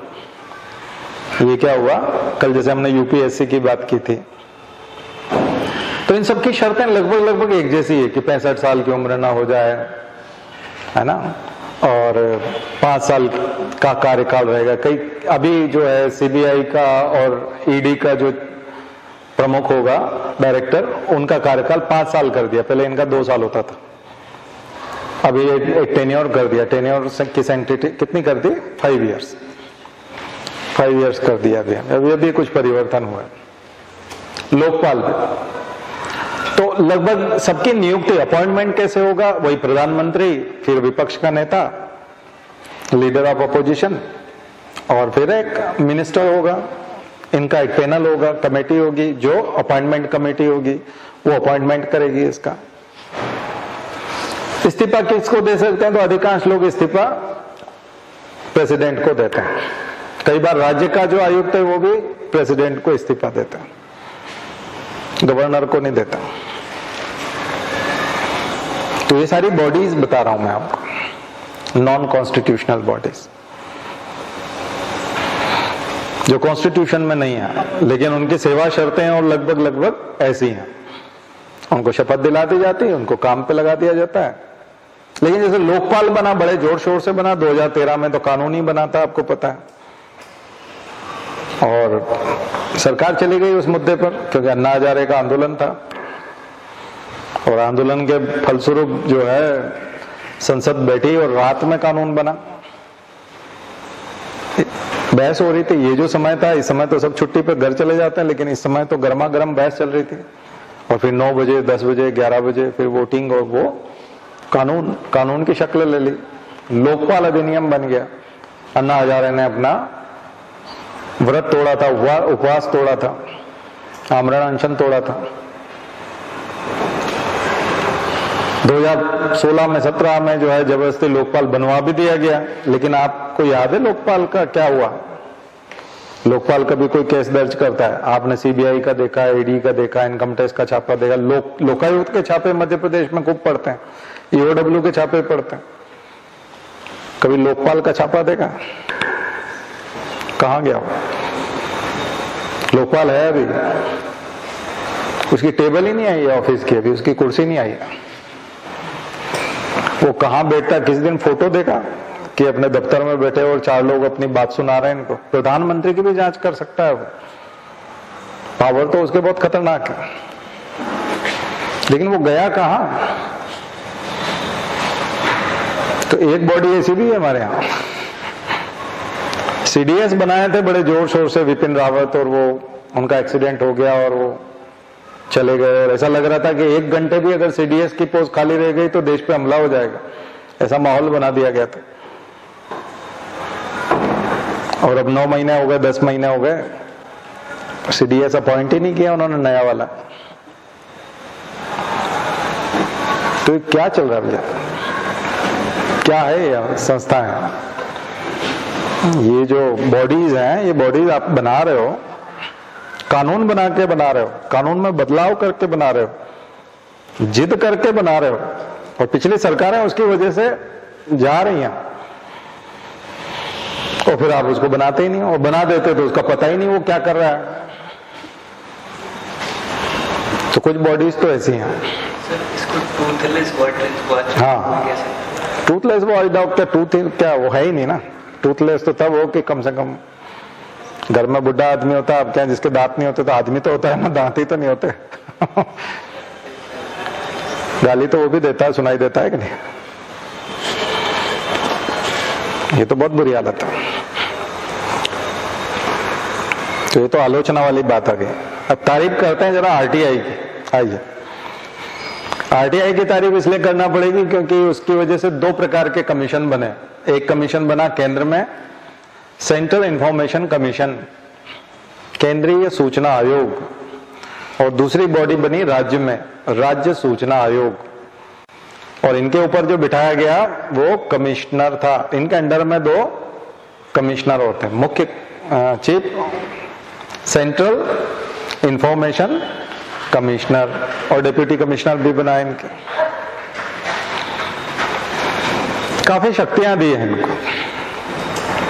लेकिन उससे पहले आरटीआई की जान में आ जाते हैं पहले थोड़ा सा। इंफॉर्मेशन, अभी जो मैंने जितनी भी बात आपसे की उसमें मैं एक चीज बता रहा था, कल्चरल कैपिटल। ये क्या है? इंफॉर्मेशन। जिस व्यक्ति को ये पता होता है कि स्टार्टअप के लिए इतना बड़ा लोन मिल रहा है, मुद्रा लोन, प्रधानमंत्री मुद्रा योजना या मुद्रा लोन, अगर उसको पता होता है, या यहाँ उद्योग कार्यालय में मुख्यमंत्री युवा उद्यमी योजना और वो सब बोर्ड लगे हुए हैं, ये अगर इंफॉर्मेशन किसी के पास है तो वो आदमी स्टार्टअप खोल देगा और आगे बढ़ जाएगा। जिस आदमी को ये पता है कि अमेरिका में इसकी स्कॉलरशिप हार्वर्ड वाला दे रहा है, एमआईटी वाला दे रहा है, मैसाचुसेट्स वाला, फिलाडेल्फिया वाला दे रहा है, university of Columbia, Columbia university दे रही है, university of New York, New York university दे रही है। अगर उसको पता है कि स्कॉलरशिप दे रही है तो वो ऑनलाइन फॉर्म डालेगा, उसमें पार्टिसिपेट करेगा और हो सकता है वो सिलेक्ट हो जाए। तो ये आ गए $5 लाख, $10 लाख, $1 लाख मतलब 80 लाख रुपए, मामूली बात है। $100 लाख भी बहुत मामूली बात है। तो जीवन भर की पढ़ाई का खर्चा निकल गया। बट इंफॉर्मेशन बहुत जरूरी है। आज की ताकत है इंफॉर्मेशन। तो जब सुप्रीम कोर्ट इसकी व्याख्या कर रहा था तो उसने 2 आर्टिकल पकड़े फंडामेंटल राइट्स के। राइट टू इंफॉर्मेशन की बात करते समय में दो आर्टिकल पकड़े। वो दोनों आर्टिकल थे आर्टिकल 19 और आर्टिकल 21। किसी व्यक्ति को सूचना न देना 2 चीजों का उल्लंघन है। राइट टू नो, जानने का अधिकार। इंफॉर्मेशन मतलब जानने का अधिकार। अगर किसी को पता है, जो भी मैं बोल रहा हूं, कि अगर उसको पता होता है कि जाति का सर्टिफिकेट ऐसे बनता है तो जाति का सर्टिफिकेट भी बना लेता, लाभ भी ले लेता, उसका बच्चा IAS भी बन जाता। क्योंकि उसको ये भी पता होता है कि जाति के सर्टिफिकेट के क्या क्या लाभ है और मैं कहां कहां फॉर्म डाल सकता हूं और कहां कहां से मुझे छात्रवृत्ति मिल सकती है और कौन कौन सी योजना है और कहां कहां छात्रावास है, कहां मैं बच्चे को रख दूंगा, कहां मैं बेटी को रख दूंगा, उसको क्या लाभ दिला दूंगा, उसको क्या कर दूंगा, तो बता लेता। Lake of information. प्रॉब्लम कहां है? भारत की प्रगति में सबसे बड़ा रोड़ा क्या है? इलिटरेसी, और इलिटरेसी के साथ जुड़ी हुई है लेक ऑफ इंफॉर्मेशन। क्योंकि वो आदमी जानकार ही नहीं है। इसलिए अगर हम जैसे फ्री क्लास लेते हैं और गायत्री मंदिर के माध्यम से, यूट्यूब के माध्यम से आपको बहुत सारे लोगों तक अगर जानकारियां पहुंचा, आपको हम कानूनी जानकार भी बनाते हैं, आपको हम सरकारी तो आप लोगों को लग सकता है कि ये कौन सी बड़ी बात है। आप सबको अंदाजा ही नहीं है कि आप किस तरह से इंपावर हो रहे हो। आप यहाँ 3-4 साल पढ़ लो या पुराने सारे वीडियो देख लो 500, आप देखो कितना इंपावरमेंट आता है अंदर। मैं जानकार था, मैंने पूरा 19 यूज किया है। फंडामेंटल राइट्स जो 19 है मैंने पूरा यूज किया, पूरा लास्ट लिमिट तक यूज किया। उसकी एक एक बात मैंने यूज की। भाषण और अभिव्यक्ति की स्वतंत्रता आप जानते हो, मैं YouTube पे डालता हूं और यहां लास्ट लिमिट तक बोलता हूं, जितना मैं उसको हार्वेस्ट कर सकता हूं कि कौन सी स्थिति तक मेरे ऊपर पुलिस का केस नहीं बनेगा, कब मुझे सरकार पकड़ के अंदर नहीं डाल देगी। मैं उस लास्ट लिमिट तक, और उसमें उनको जितना उत्तेजित कर सकता हूं, उनको जितना परेशान कर सकता हूं और जितना उनको गाली दे सकता हूं देता हूं, लेकिन वो लास्ट लिमिट होती है। रीजनेबल रेस्ट्रिक्शन जहां से। क्यों कर पाता हूं मैं ये? क्या कारण है कि आप जानते हो मेरे से भी थोड़ा सा कम परेशान करते हैं सरकार को और जेल में पहुंच जाते हैं, और मैं इतना खतरनाक बोलता हूं और मुझे कुछ नहीं होता, क्योंकि मैं रीजनेबल रेस्ट्रिक्शन का ध्यान रखता हूं। क्यों? क्योंकि मैं कॉन्स्टिट्यूशन जानता हूं। इंफॉर्मेशन। मैंने अपना मूल निवास स्थान छोड़ा और रोजगार के लिए मैं यहां आ गया। क्या लिखा हुआ है? निवास करने की स्वतंत्रता। मैं अपने मूल निवास स्थान पे नहीं रहता, मैं भोपाल में रहता हूं। मैंने छोड़ दिया। भारत का नागरिक हूं और 19 को यूज करता हूं। व्यवसाय करने की स्वतंत्रता। मैं व्यवसाय कर रहा हूं, स्वतंत्र हूं। मैं नौकरी में था, बंधा हुआ था, मैंने 19 यूज किया और व्यवसाय कर रहा हूं। संगठन और सम्मेलन करने की, मैंने इलेक्शन लड़ा, संगठन बनाया, संगठन से जुड़ा हुआ हूं और इलेक्शन की रैलियां संबोधित की मैंने, या मतलब शांतिपूर्वक सम्मेलन करने की मैंने किया अपनी जिंदगी में। पूरा 19 का एक एक वर्ड मैंने यूज किया अपनी जिंदगी में। क्यों कर पाया मैं? सभी लोग कर पाते हैं? देश के कितने प्रतिशत लोग कर पाते होंगे 19 के सारे बिंदु? बहुत कम लोग कर पाते हो, 1% से भी कम लोग कर पाते हैं। पर ये कब कर पाया? जब इंफॉर्मेशन थी। देखिए, आप तमिलनाडु जाना चाहते हैं, वहां रोजगार के बहुत अच्छे अवसर हैं, लेकिन एक चीज है कि आप तमिलनाडु कैसे जाएं। मान लीजिए आप घूमने भी जाना चाहते हैं, तो सबसे पहले तो आपको ये पता होना चाहिए कि वहां हवाई अड्डा है या रेलवे स्टेशन है, ट्रेन कौन सी जाती है, किराया कितना, आपके पास कितना पैसा है, उस किराए में कितने लोगों को ले जा सकेंगे, कितने लोग घूमने जाएंगे, घूम करके वापस कैसे आ सकते हैं, और किस रास्ते में। तो इन्फॉर्मेशन कितनी तरह की चाहिए, गाड़ी, पैसा, किराया, रास्ते में क्या क्या पड़ता है, ये सब इन्फॉर्मेशन होगी तब तो घूम के आओगे ना। तो 19 जो है विदाउट इंफॉर्मेशन तो काम ही नहीं करेगा, और वो तो फंडामेंटल राइट है। घूमने फिरने की स्वतंत्रता, लेकिन घूमेंगे फिरेंगे कैसे, विदाउट इंफॉर्मेशन कैसे घूमेंगे फिरेंगे। इसलिए राइट टू नो बहुत जरूरी है। किसी व्यवसाय के लिए आपको पता ही नहीं है कि इसमें लोन कितना मिलता है, ये व्यवसाय कैसा चलता है, इसके कंज्यूमर कहाँ है, मैं जो प्रोडक्ट बनाऊंगा वो कितना बिकेगा, अगर ये सब चीजें नहीं पता तो व्यवसाय कैसे करोगे। इसलिए राइट टू नो, और जानने की स्वतंत्रता बहुत जरूरी है ना। जानने की स्वतंत्रता बहुत जरूरी है। आजीविका प्राप्त करने के लिए भी जानने की स्वतंत्रता। आप में से अगर किसी को ही नहीं पता होता है कि सिविल सर्विसेज की तैयारी होती है, और अब हमने तो एक प्लेटफॉर्म दे दिया, अब किसी आदमी के मन में सुगबुगाहट भी हो गई कि मैं सिविल सर्विसेज में जाना चाहता हूं, लेकिन कोचिंग बहुत महंगी होती है, तो हमने कह दिया ना कि मिनिमम वाला तो हम बता देंगे आपको, आप आ जाओ। प्री क्या है, मेंस क्या है, इंटरव्यू क्या है, हम बता देंगे। सिलेबस कैसे कंप्लीट करते हैं हम बता देंगे। हम आपको होमवर्क भी देते हैं पूरे सप्ताह भर का, आप ईमानदारी से करते जाओ, 2 साल में बन जाओगे। कुछ भी नहीं करना है, जबकि लाखों रुपए लगते हैं। हाँ, लगते तो है। तो इसका मतलब वो तो एक्सक्लूड करके रखा हुआ ना, आज हजारों लाखों लोगों को तो बचाया जा रहा है कि आप इसमें नहीं आ सकते क्योंकि आपके पास पैसे नहीं है। तो केवल उन्हीं लोगों के लिए है फिर जिनके पास बहुत ज्यादा पैसे हैं। लेकिन हमने तो आम लोगों को वितरित कर दिया ना, प्रसाद बांटते जैसे बांट दिया, और वो मंदिर में बैठ करके, जहां आकर हमारे घर पे भी होता है या हमारे प्राइवेट हॉल में होता तो आप हिचकिचाते, या ऐसा लगता है कि इनके घर जा रहे हैं, मांगने जा रहे हैं, या इनके घर जा रहे हैं, या ऐसा लगता है कि ये दे रहे हैं इसलिए इनके घर जा रहे हैं। तो एक भाव आता, हम तो मंदिर में बैठे हैं और यहां आप आके बैठे हैं, तो ना ये ना हमारा है ना आपका है, सबका है। देखा जाए तो आपका भी और हमारा भी है, और बराबर का अधिकार है। तो वो वाला भाव भी नहीं है, देने वाला भाव भी नहीं है। तो कितना इजी कर दिया। मैं ये क्यों बता रहा हूं, तो राइट टू इंफॉर्मेशन है ये भी। मैं आपको कुछ भी नहीं कर रहा हूं, मैं 2005 का जो वो अधिनियम है उसको लागू कर रहा हूं आपके ऊपर, और कुछ नहीं कर रहा हूं। दुनिया भर की जो इंफॉर्मेशन है जो पैसे में मिलती है, मैं आपको फ्री में देता हूं,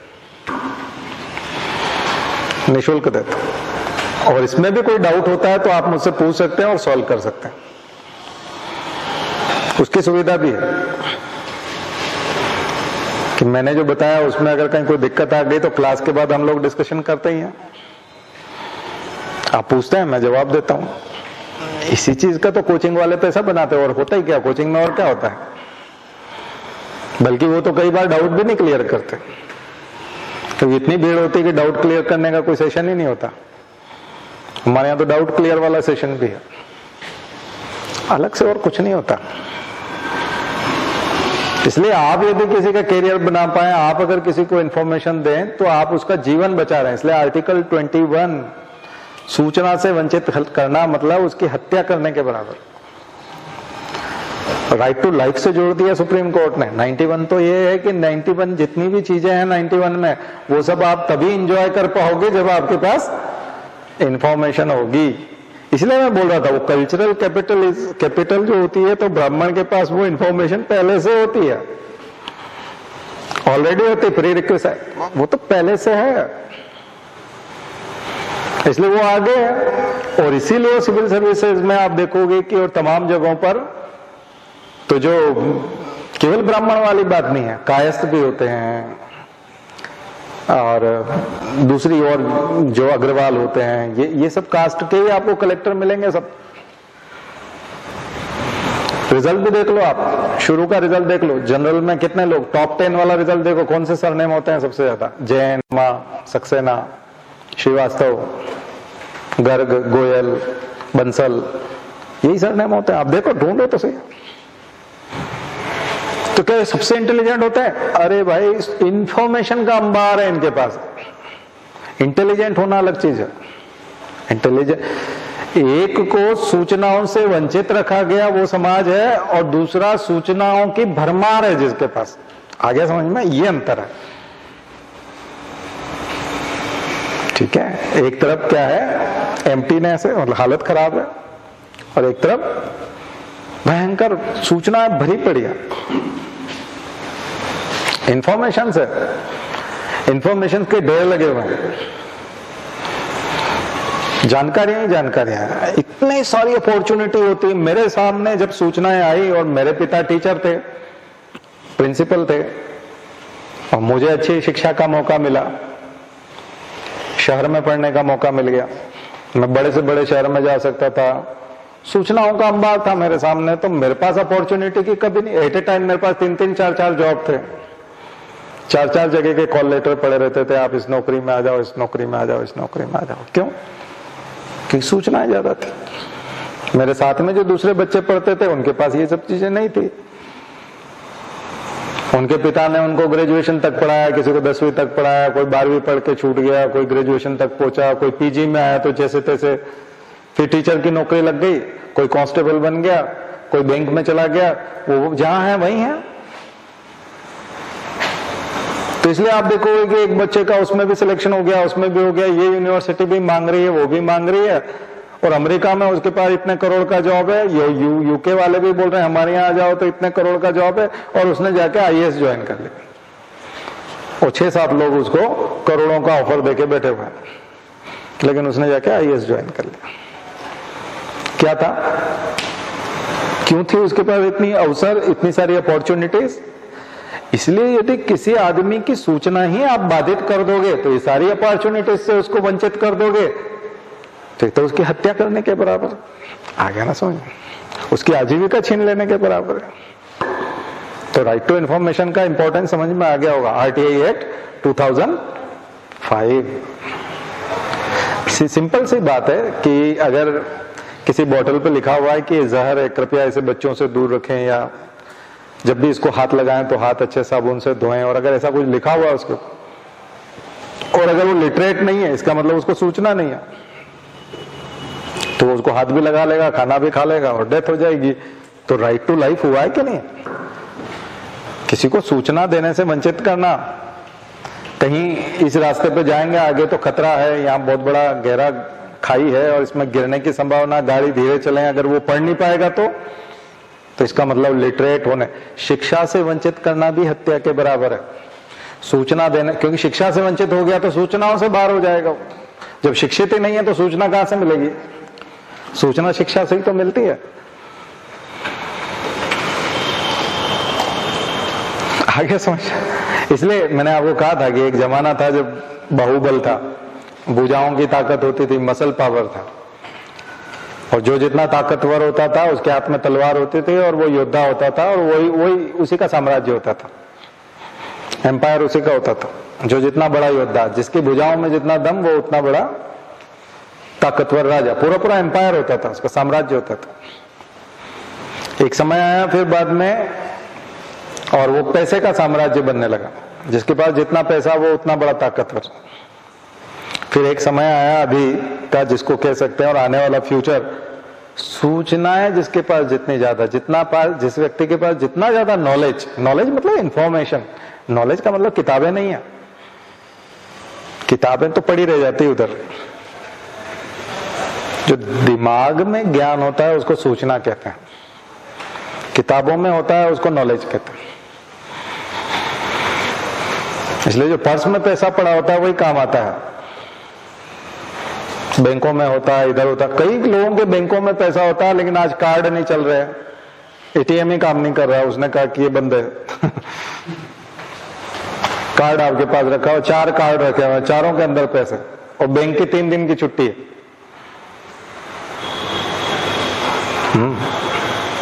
तो क्या होगा? कौन सा पैसा काम आता है? जो जेब में पर्स में रखा हुआ कैश जो होता है वो काम आता है। तो सूचना जो होती है वो कैश है, और ज्ञान जो होता है वो एक तरह से बैंक में जमा धन है। और आपके पर्स में रखा कैश की तरह होती है सूचना, वो तुरंत काम आती है, सूचना तुरंत काम आती है। तो अब जो जमाना है, कलेक्टर के ऑफिस में यदि कोई बहुत बड़ा 6 फीट का गुंडा, बहुत ताकतवर, जिसकी मसल्स बहुत बनी हुई है, कलेक्टर डरेगा उससे? उससे कलेक्टर नहीं डरता। बहुत अमीर आदमी पहुंच जाए, बहुत सारा सोना चांदी पहन के, कलेक्टर डर जाएगा? नहीं। लेकिन एक आदमी जो है आरटीआई की एप्लीकेशन लेके चला जाए, कलेक्टर महोदय आपने पिछले 2 महीने में जितने भी चेक साइन किए हैं मुझे सबकी फोटोकॉपी चाहिए। आपने जितने भी चेक साइन किए हैं पिछले 2 महीने में मुझे उसकी फोटोकॉपी चाहिए। और मुझे ये भी जानना है कि पिछले 10 साल के कैरियर में आपके कोर्ट में कौन कौन से केस चले, किन किन मुद्दों पे आपको कारण बताओ नोटिस मिला, और कौन कौन सी जांचें आपके खिलाफ चल रही है और कौन कौन सी बाकी हैं जिनके रिजल्ट आना बाकी है। आपके ऊपर जितनी भी जांच चल रही है उन जांचों की सूची चाहिए, किन किन कौन कौन से आरोप आपके ऊपर लगे हुए हैं। ये लेटर आप उसको पकड़ा दो, वो आपका पूरा कुंडली जानने की कोशिश करेगा, आपको बिठाएगा, चाय पिलाएगा, मनाने की कोशिश करेगा। बोले आप चाहते क्या हो? बोलो ना, आप चाहते क्या हो? क्योंकि बाकी सबको तो भगा दिया उसने। आपके पास क्या है? पूछना क्या है इसकी इंफॉर्मेशन आपके पास कोई इंफॉर्मेशन नहीं है। आपके पास कौन सी इंफॉर्मेशन है? पूछना क्या है? कोई भी दफ्तर वाला होशियारी करे, कोई भी दफ्तर वाला, उसके दफ्तर में एक चिट्ठी लिखो, 10 रुपए की, 10 रुपए रखो उसके साथ, या 10 रुपए का वो जो आता है पोस्टल ऑर्डर वो जोड़ो, 10 रुपए का ड्राफ्ट बनवा सकते हो, या 10 रुपए कैश भी दे सकते हो। उस दफ्तर के बारे में लिखो कि श्रीमान सूचना अधिकारी महोदय, लोक सूचना अधिकारी महोदय, फलाना फलाना दफ्तर का नाम, विभाग का नाम, मुझे निम्न सूचनाएं देने बाबत। आपके दफ्तर में जितने प्रमुख पद पे काम कर रहे हैं कर्मचारी, उनकी सेवा शर्तें, उनका क्या काम है, मुझे इसका ब्यौरा चाहिए। एक सूचना नंबर 1 जो मुझे चाहिए। दूसरी सूचना मुझे चाहिए कि आपके विभाग में कितने कर्मचारी हैं जिनके खिलाफ जांच चल रही है, जिन्होंने गड़बड़ी कर रही है, भ्रष्टाचार के आरोप हैं, मुझे उन सब की लिस्ट चाहिए। पिछले 5 साल में जो कोर्ट केस आपके विभाग के खिलाफ चले, पिछले 10 सालों में, उनका क्या हश्र हुआ, मुझे उसकी जानकारी चाहिए। आपके विभाग में जो आय हुई और जो आपके विभाग ने खर्च किया, मुझे उसकी जानकारी चाहिए कि आपके विभाग को कितनी आय हुई और आपके विभाग ने कहां कहां कितना खर्च किया अभी तक। आपके विभाग के बचा हुआ पैसा बैंक में कितना कैसे रखा हुआ है, उसकी जानकारी। और मुझे ये भी जानकारी चाहिए कि आपके विभाग में कौन पिछले 10 वर्षों से स्थानांतरण नहीं हुआ और इसी ऑफिस में टिका हुआ है, या स्थानांतरण हो गया उसके बावजूद भी वो कैंसिल करा के फिर भी यहीं टिका हुआ है, मुझे इसकी सूचना भी चाहिए। मैं बता रहा हूं, ये वाली एप्लीकेशन किसी विभाग में यदि आपने डाल दी किसी ऑफिस में, खतरनाक चीज है, कोलैप्स हो सकता है, पूरा से हालत खराब हो जाती है उसकी। आ गया समझ? इंफॉर्मेशन, तो इंफॉर्मेशन बहुत बड़ी ताकत है, इसलिए राइट टू इंफॉर्मेशन आया था, right to information act 2005। Corruption का बहुत, तो इसलिए ट्रांसपेरेंसी, राइट टू इंफॉर्मेशन क्या लेके आता है? पारदर्शिता लेके आता है। इसलिए अधिकांश लोग अपनी प्रॉपर्टी का वितरण, इसलिए राइट टू इंफॉर्मेशन आने के बाद आप देखते हो प्रॉपर्टी रिटर्न देना पड़ता है। सब लोगों को प्रॉपर्टी रिटर्न अपना इंटरनेट पर डालना पड़ता है। बहुत बड़ी प्रॉब्लम है ये प्रॉपर्टी रिटर्न डालना। किसके पास क्या क्या प्रॉपर्टी है, पत्नी के नाम पे कितनी है, खुद के नाम पे कितनी है। दरअसल आप सरकारी नौकरी करते हो ना, तब ये सब चीजें आप कहोगे वो कौन होता है पूछने वाला। अरे वोटर है वो, जनता है। राइट टू इंफॉर्मेशन एक्ट है, मजाक नहीं है, कोई सरकार की स्कीम नहीं है। एक्ट है, अधिनियम है, स्टैट्यूटरी बॉडी है।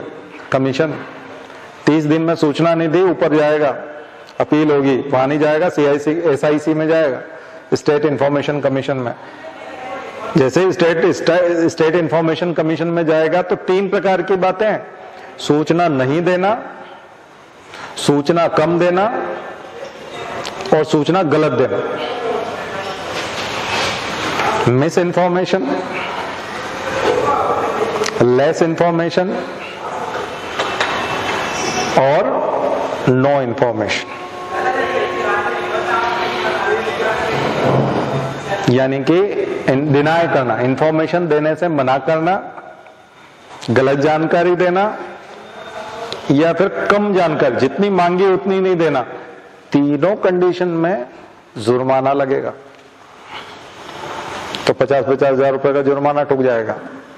और जुर्माना मतलब सजा याफ्ता, कन्विक्टेड, कानून है ना, एक्ट है, मजाक नहीं है। और सूचना तो देनी पड़ेगी, सूचना तो देनी ही पड़ेगी, 50 हजार ऊपर से देना पड़ेगा,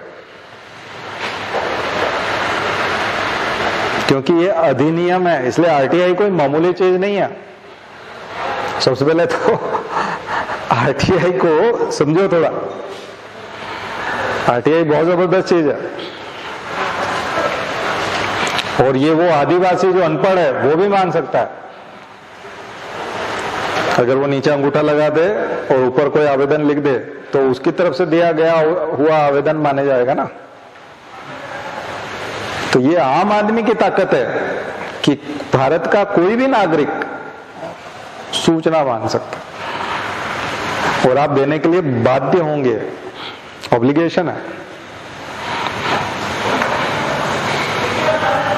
इसी चीज को, इसी लेक्चर को अगर प्रत्येक भारतीय सुन ले तो वो कितना एम्पावर महसूस करे। इस केवल ये एकमात्र लेक्चर जो आज मैंने दिया। कई बार तो इसमें लगेगा सिविल सर्विसेज की तैयारी कहाँ है, ये उसी के लिए भाई। अलग से सिविल सर्विसेज में जाके क्या करोगे, यही तो है सब कुछ, यही है। ये सरल बातें लिखना तो सीखो पहले, कठिन वठिन नहीं लिखना होता है। UPSC में कठिन नहीं लिखना पड़ता है, ध्यान रखो, सिंपल लिखना पड़ता है, बहुत साधारण बात लिखनी पड़ती है, क्योंकि आप आम जनता की भलाई के लिए जा रहे हो। वो इतनी बड़ी बड़ी बातें थोड़ी जानती है। देश की जनता बहुत भोली भाली, बहुत सीधी है, उनको ये सब पता नहीं है। उनसे आपको बात करनी है, उनकी मदद करनी है। उनका मददगार बनने के लिए एप्लीकेशन दी है आपने, विशेषज्ञ बनने के लिए थोड़ी दी है। उनका मददगार हो,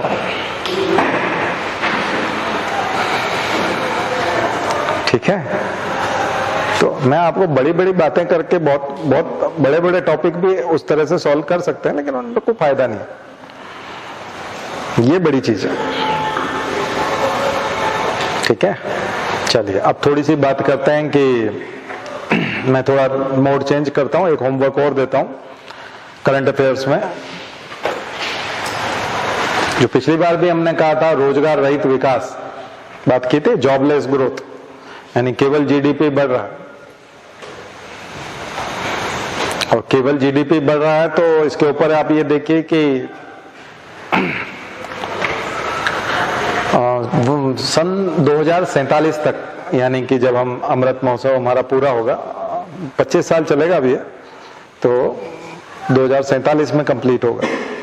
तो जब हम शताब्दी मना रहे होंगे हमारे स्वतंत्रता पर्व की, अभी हमने 75 साल मनाए, 76वां शुरू हो गया, तो 25 साल बाद, तो अगले 25 साल बाद भारत का आर्थिक विकास कैसे हो, अगले 25 वर्षों में भारत का आर्थिक विकास। देखिए, आप अगर कार खरीदते हैं, बाइक खरीदते हैं, स्कूटी खरीदते हैं, यहां तक कि घर में फ्रीज खरीदते हैं, टीवी खरीदते हैं, कुछ भी करते हैं, तो सबसे पहले आप पड़ोसियों के या अपने दोस्तों के या रिश्तेदारों के यहाँ देखते हैं कि किसी के पास है तो वो कैसा चल रहा है, उसकी रिपोर्ट क्या है, उसे अनुभव भी पूछते हैं कि आपने ये जो खरीदा है ये ठीक चल रहा है, मतलब कितने साल हो गए, सर्विसिंग प्रॉपर हो रही है, सेवाएं आपको मिल रही है, दिक्कत तो पैदा नहीं होती है, लोन मिल जाता है, ये है वो है, तब 10 तरह की बातें होती हैं। तो देश के विकास के साथ भी बहुत सारी चीजें जुड़ी रहती है कि आखिर हम कौन सा मॉडल जो है वो इस्तेमाल करें। चीन का मॉडल इस्तेमाल करें, यूनाइटेड स्टेट का मॉडल इस्तेमाल करें, यूरोप का मॉडल इस्तेमाल करें, कौन सा करें, किस आधार पे हम विकसित होंगे, कैसे विकसित होंगे। अगर हमको विकास करना है तो हम विकास कैसे करेंगे। ये बात तो तय है कि केवल कृषि के आधार पे हम दुनिया में आगे नहीं पहुंच सकते, केवल और केवल कृषि, क्योंकि हम इतनी बड़ी जनसंख्या लेके बैठे हैं कि हमारी डोमेस्टिक डिमांड ही बहुत ज्यादा है, घरेलू मांग ही बहुत है, इतने सारे पेट है हमारे पास, इतने लोग हैं, तो उन सबको खाना खिलाना बड़ी चुनौती है, बहुत बड़ी चुनौती है। डेफिनेटली पॉपुलेशन पे जब भी बात होती है तो एक सामान्य समझ जो है वो तो ठीक है, अभी टोटल फर्टिलिटी रेट ये जो टारगेटेड वाली बात करते हैं 2.1 हमारा हो गया है, तो आगे जाकर के जनसंख्या कम हो जाएगी, लेकिन अभी एकदम से कम नहीं होने वाली। अभी अगले 20-25 साल में तो चूंकि युवा जनसंख्या ज्यादा है तो युवाओं की शादी होगी और उनके बच्चे होंगे, तो जनसंख्या तो अभी बढ़ेगी क्योंकि युवा जनसंख्या ज्यादा है, उनकी शादी भी होना है। दूसरी चीज, बुजुर्ग इसलिए नहीं जाएंगे दुनिया से क्योंकि अभी स्वास्थ्य की सुविधाएं बढ़ जाएंगी, लाइफ सेविंग ड्रग्स है, हॉस्पिटल बढ़ रहे हैं, तो बच जाएंगे, तो बुजुर्ग बचे रहेंगे और युवा अभी जो है वो संतान उत्पत्ति करेंगे। तो इस तरह से जनसंख्या अभी एकदम से कम तो नहीं होगी, 20-25 साल तो अभी रहेगी जनसंख्या बढ़ते क्रम में। लेकिन जब हम जैसे ही 170 करोड़ 180 करोड़ के आसपास जाएंगे, यूं कहें कि 150 करोड़ भी हम टच करेंगे, तो फिर नीचे जाना शुरू कर देंगे। कुछ लोग बोलते हैं कि 2100 जब आएगा तब केवल हम 80 करोड़ होंगे। आज से 70-80 साल बाद हमारी जनसंख्या केवल 80 करोड़ रह जाएगी, जो आज 140 करोड़ के आसपास जा रही है वो केवल 80 करोड़ रह जाएगी, लगभग आधी रह जाएगी। तो ये तो बहुत बड़ा काम हो जाएगा। पर जनसंख्या कम होने देना क्या ये बहुत अच्छा होगा? चाइना बहुत परेशान है, वो 3 बच्चे की बात करने लगा, 2 के बजाय 3 की बात करने लगा। 2 तो उसने कहा कि होना ही चाहिए। पहले 1 बच्चा नीति की डेंग जॉपिंग ने बात की थी, अब वो 2 बच्चे की बात कर रहा है। माओ जो थे वो चाहते थे कई सारे बच्चे हों, कोई दिक्कत नहीं, क्योंकि उनको लड़ाई करने वाले लोग चाहिए थे, सैनिक चाहिए थे। कम्युनिस्ट पार्टी में भर्ती होने के लिए लोग चाहिए थे, तो माओ ने बढ़ावा देने की बात की। डेंग जॉपिंग आया तो उन्होंने कहा जनसंख्या बहुत बढ़ रही है, दिक्कत बहुत हो जाएगी, उन्होंने कहा 1 बच्चा पॉलिसी, 1 चाइल्ड पॉलिसी। अब शी जिनपिंग बोल रहे हैं कि नहीं, ये तो गड़बड़ हो गया, क्योंकि बूढ़े लोग बहुत बढ़ते जा रहे हैं, और बूढ़े इतने ज्यादा हो जाएंगे तो फिर सेना में आगे बढ़ने के लिए तो जवानों की जरूरत पड़ेगी, सेना तो जवानों से चलती है, तो उनको दिक्कत आने लग गई। तो चाइना ने तो अपनी नीति अभी से ही बदलने की कोशिश की, लेकिन अब कोई शादी नहीं कर रहा वहां, क्योंकि जैसे जैसे एजुकेशन बढ़ती है लोग शादी करना बंद कर देते हैं, ज्यादा उम्र में शादी करते हैं और कम बच्चे चाहते हैं, क्योंकि वो उनको हेडेक लगने लगता है। वही मैंने बताया ना, किसी के पास ये इन्फॉर्मेशन है कि अमेरिका जाया जा सकता है, किसी के पास इन्फॉर्मेशन है कि ऑस्ट्रेलिया जाया जा सकता है, तो वो सोचता है कि मेरे 1 बच्चा हो गया बहुत है, अब मैं बाकी पैसे से दुनिया घूमने का प्लान बनाऊं, क्योंकि उसके पास इन्फॉर्मेशन है। तो इन्फॉर्मेशन जैसे जैसे बढ़ेगी वैसे वैसे जनसंख्या कम होती जाएगी।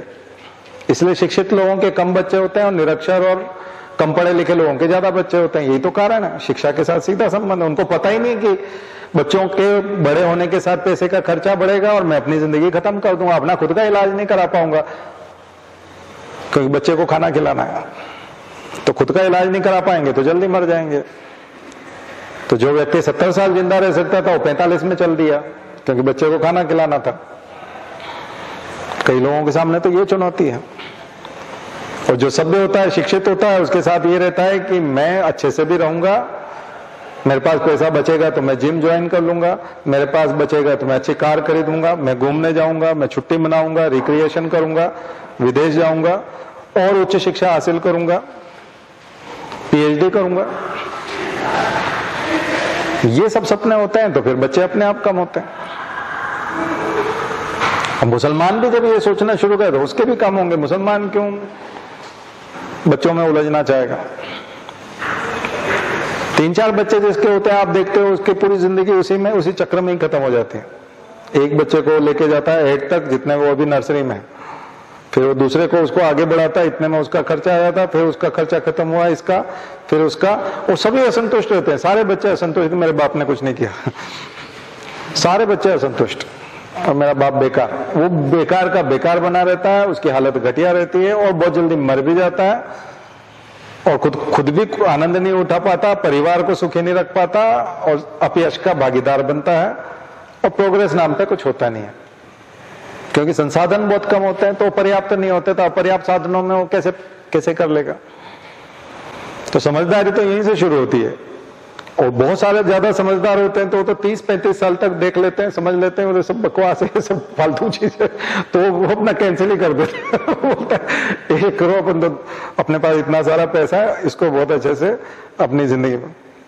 अंकल का अनुभव होता है, अंकल और आंटी बहुत जगह होते थे, आंटी भी बहुत बेकार थी, अंकल भी बहुत बेकार थे, और यो था वो था, चलो झगड़े टंटे में। कई लोग तो घर के झगड़े टंटे की वजह से शादी से बोलते इनकी जिंदगी में ऐसा हुआ, मैं ऐसा नरक नहीं चाहता, उस चक्कर से वो नहीं करना चाहते। तो जैसे जैसे उसको सोचने का मौका मिलेगा, जितनी ज्यादा उसके पास इंफॉर्मेशन वाइड होगी, वो सब इन झंझटों में नहीं पड़ना चाहता, वो अपनी जिंदगी को सफल बनाना चाहता है और कॉन्ट्रैक्ट लाइफ पे चला जाएगा, फॉरेन की स्टाइल में लिव इन में रह लेगा, ये कर लेगा वो कर लेगा, उसको वो तमाम प्रकार की जो दुनिया भर में सुविधाएं उपलब्ध है, वो बोलेगा मैं वहां चला जाऊंगा, मुझे ये जिंदगी नहीं जीना, नर्क नहीं बनाना अपनी लाइफ।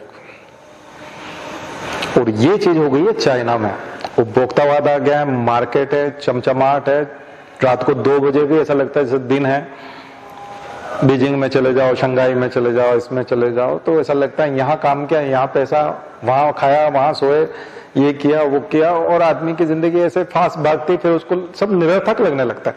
हमारे यहाँ तो फिर भी वो है कि बच्चा नहीं होगा तो मुखाग्नि कौन देगा, नहीं तो स्वर्ग नहीं जाएंगे, झंझट बहुत है ना, इस वजह से घर वाले बोलते नहीं शादी तो जरूरी है बेटा, बाकी तो और कुछ।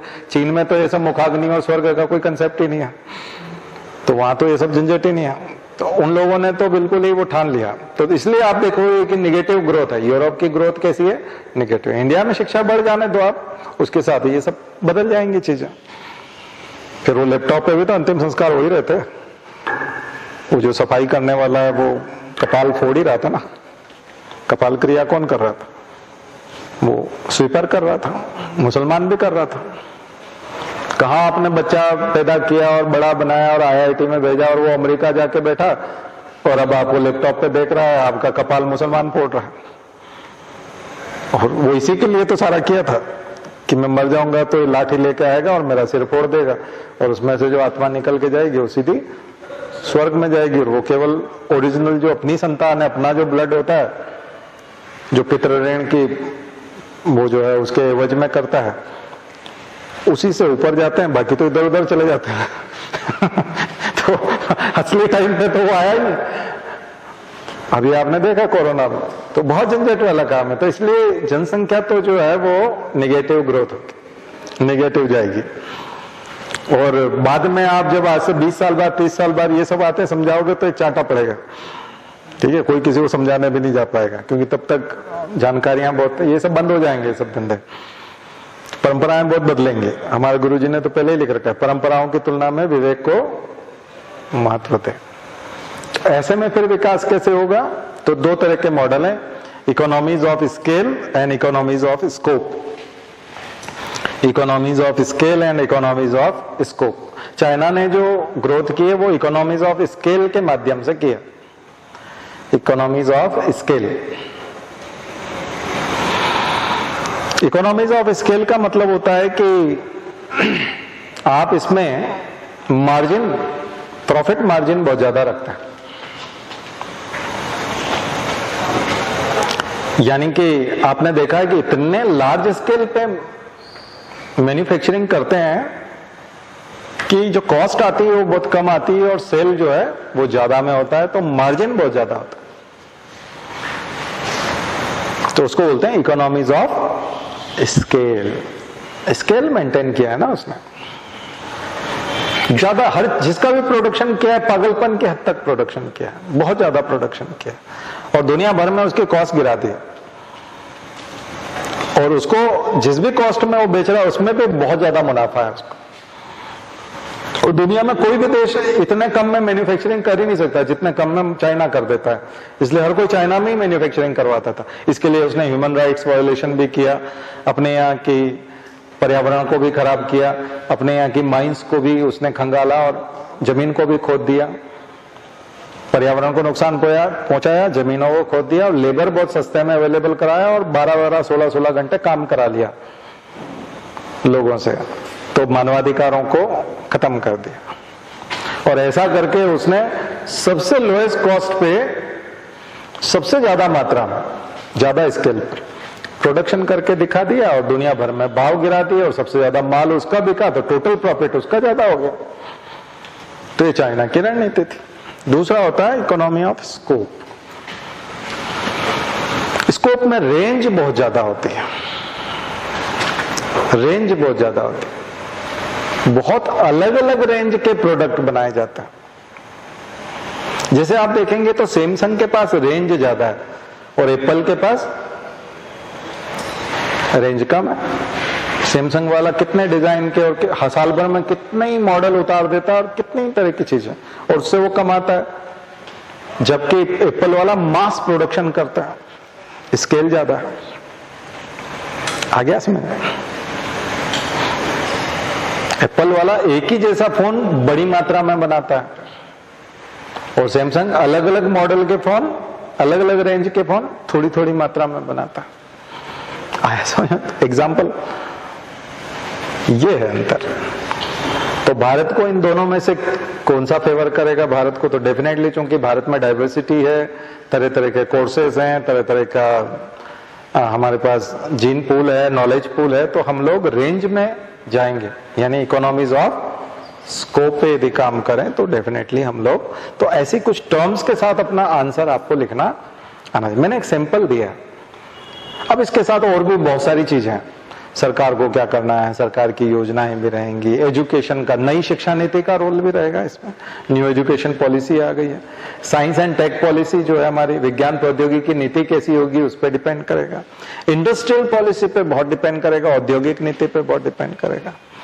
ठीक है, तो सारी पॉलिसीज को जोड़ करके फिर एक आंसर बना सकते हो। तो एक ऐसा इसके ऊपर भी काम करिएगा, यानी 2047 में भारत का आर्थिक विकास कैसे होगा, कैसे, तो हम लोग 2047 तक कार्बन एमिशन को कैसे जीरो कर पाएंगे या कितना हम डिकार्बनाइजेशन कर पाएंगे। एक वो कल परसों आपको बताया था एक, और एक आज है। तो 2047 तक के लिए अभी 2 प्रश्न मैंने दिए, ऐसे करीब 10 प्रश्नों की सीरीज में बताऊंगा आपको, तो उन पे आप काम करिएगा, परीक्षा में आपको जरूर मिलेंगे।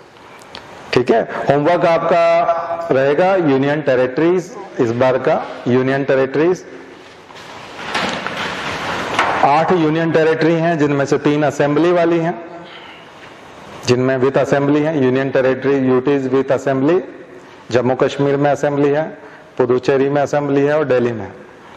बाकी 5 जो है वो विदाउट असेंबली के हैं। ऐसा करके 8 यूनियन टेरिटरीज हैं, 8 को पढ़िए, स्पेशल प्रोविजंस पढ़िए, कॉन्स्टिट्यूशनल प्रोविजंस पढ़िए, इनका ऑर्गेनाइजेशन देखिए। ठीक है, तो ये सारी चीजें अगर आप करेंगे तो, और इसके अलावा यूपीएससी, स्टेट पीएससी, अभी आपको सीआईसी दिया है, central information commission, state information commission, CBI, income tax, ED, CBI, income tax, ED, CVC, central vigilance commission, CVC,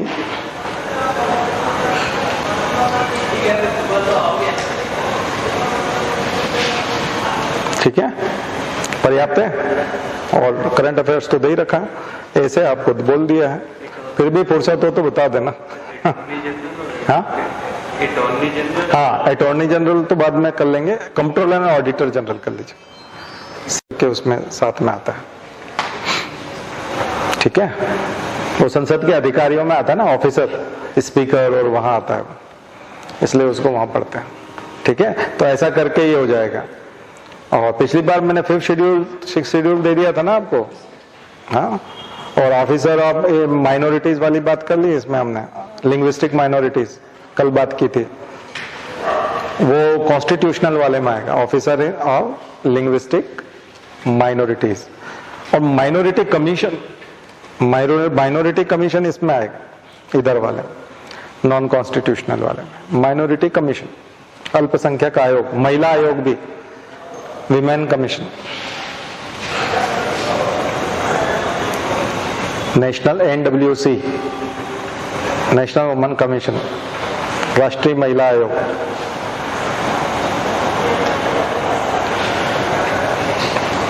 ठीक है, चलिए शांति पाठ।